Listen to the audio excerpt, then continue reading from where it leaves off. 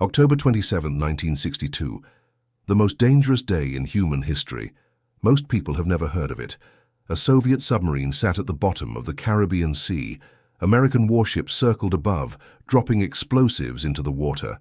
The crew hadn't contacted Moscow in days. They had no idea what was happening on the surface. For all they knew, World War III had already started. The captain wanted to launch a nuclear torpedo, end it all, take the Americans down with them. On any other Soviet submarine, he could have done it alone. On this one, 3 officers had to agree. 2 said yes, 1 said no, 1 vote, 1 man. That's all that stood between the world and nuclear war, and almost nobody knows his name. Let me take you back to understand how we got there. October 1962, the Cuban Missile Crisis. The closest the world ever came to total annihilation. American spy planes discovered Soviet nuclear missiles in Cuba, 90 miles from Florida, close enough to hit Washington in minutes. President Kennedy demanded the missiles be removed. He ordered a naval blockade around Cuba. Any Soviet ship crossing the line would be stopped. Khrushchev refused to back down. Soviet ships kept sailing toward Cuba. 2 nuclear superpowers stared at each other. The world held its breath. But while everyone watched the ships and the diplomats, something else was happening underwater. 4 Soviet submarines had been sent to Cuba weeks earlier. Diesel submarines, old technology, designed for the cold North Atlantic, not the warm Caribbean. Each submarine carried a secret weapon, a nuclear torpedo. Nobody in the American military knew this. They thought they were chasing regular submarines. They had no idea each one had the power to vaporize an aircraft carrier and everything around it. Submarine B-59 was commanded by Captain Valentin Savitsky. By October 27th, his submarine was in hell. The Caribbean was too warm for Soviet submarines. The cooling systems couldn't handle the heat. Inside the sub, temperatures reached 45 degrees Celsius, over 110 Fahrenheit. The crew was suffocating. Carbon dioxide levels rose dangerously. Men fainted at their posts. Some fell unconscious. Others hallucinated. Fresh water ran low. The crew rationed drinking water. Hygiene became impossible. Conditions were unbearable, and then the Americans found them. The destroyer USS Beale detected B-59. More ships arrived. Soon 11 American warships circled above the Soviet submarine. They started dropping practice depth charges, small explosives meant to force the submarine to surface. Not powerful enough to destroy it, powerful enough to terrify the crew. Boom, boom, boom. Explosions shook the hull. The crew didn't know these were practice charges. They sounded like real weapons, like they were under attack. Captain Savitsky had been without contact from Moscow for days. Radio communication at depth was impossible. He didn't know if war had started. He didn't know if the surface world still existed. All he knew was that American ships were dropping bombs on his submarine. He cracked. Savitsky ordered the crew to prepare the nuclear torpedo. He was done. If the Americans wanted war, he would give them war. The torpedo was 10 kilotons, smaller than Hiroshima, but enough to destroy every American ship above them, enough to kill thousands. Enough to start something that couldn't be stopped. Once a nuclear weapon was used, there would be no going back. The Americans would retaliate. The Soviets would respond. Escalation would be automatic. Within hours, the world would burn. Savitsky was ready to launch. On any normal Soviet submarine, the captain had sole authority over conventional weapons, but nuclear weapons were different. B-59 happened to be the flotilla flagship. This meant an additional officer was aboard, Vasili Arkhipov, second in command of the entire submarine brigade. The rules required 3 officers to agree before launching a nuclear weapon: the captain, the political officer, and Arkhipov. Savitsky said yes. He was exhausted, humiliated, pushed beyond reason. He wanted to fight. The political officer said yes. He backed the captain. Arkhipov said no. He argued with Savitsky in front of the crew. Voices raised. Tension exploded. The fate of civilization hung on a shouting match in a suffocating metal tube under the Caribbean. Arkhipov insisted they surface and contact Moscow. He believed the Americans weren't actually attacking. He believed war hadn't started. He refused to authorize the launch without confirmation. The argument lasted several minutes. It felt like hours.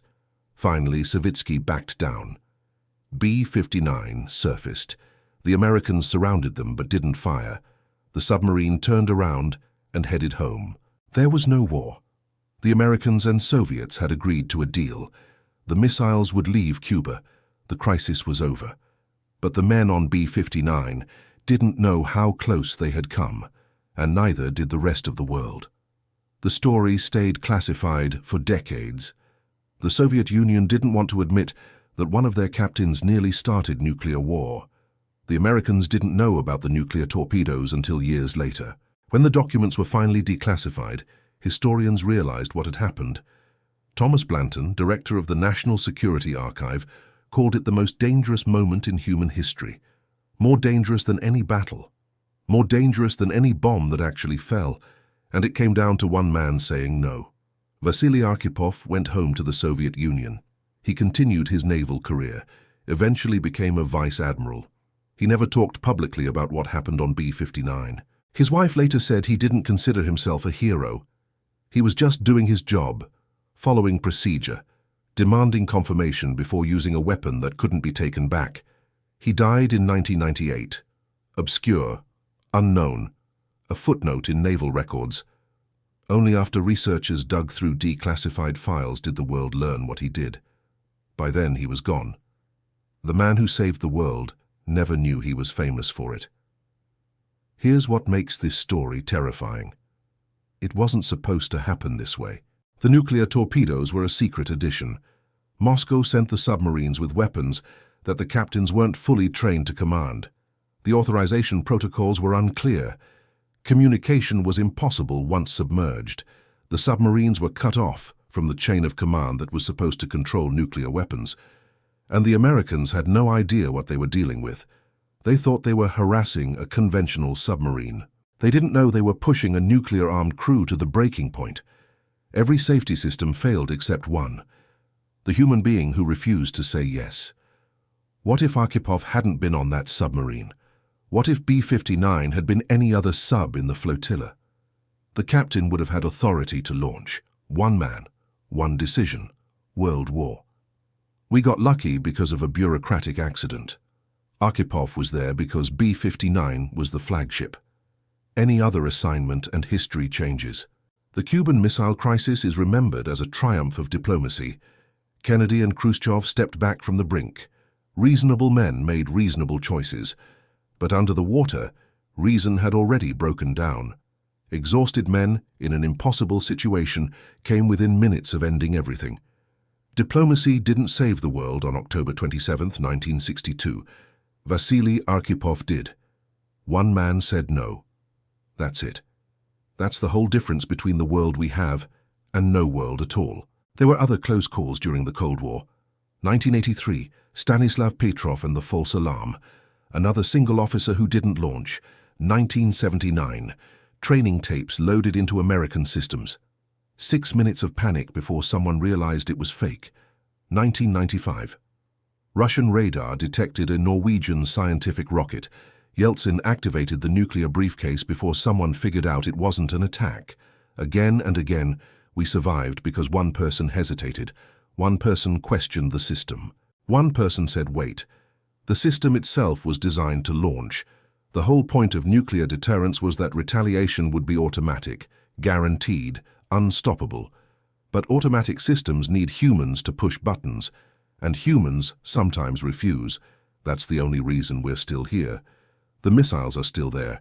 Thousands of nuclear warheads in Russia and America and China and elsewhere, ready to launch. The submarines are still there too, nuclear-armed subs patrolling deep oceans, waiting for orders that everyone prays never come. Somewhere right now someone sits at a control panel, waiting, watching, hoping they never have to make the decision that Arkhipov made. And we trust that if the moment comes, they'll say no. We trust that if the screens light up and the alarms sound, some human being will hesitate, will question, will refuse to end everything based on incomplete information. That's what stands between civilization and ash. Not technology, not treaties, not diplomacy, human judgment, in a single person, under impossible pressure.